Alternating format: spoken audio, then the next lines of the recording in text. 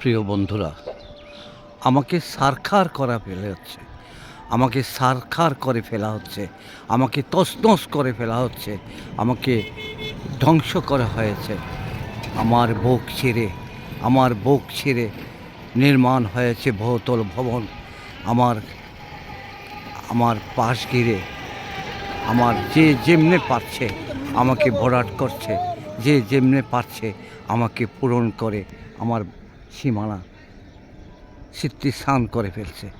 আপনারা কেউ কি আমার খবর নেওয়ার নেই?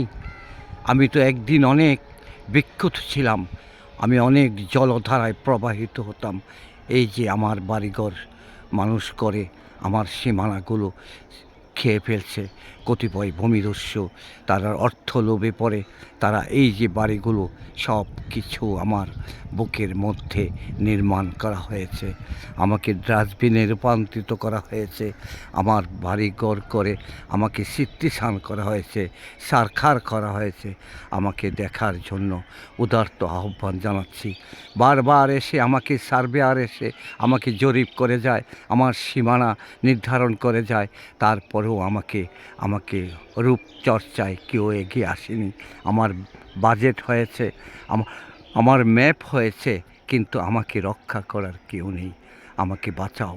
আমি গোমতী বলছি, আমাকে বাঁচাও, আমাকে বাঁচাও। সাধারণ মানুষ, জনসাধারণের সুবিধার্থে আনন্দ উপভোগ করার জন্য আমাকে সাজিয়ে তোলো, আমার সীমানাগুলো উদ্ধার করো।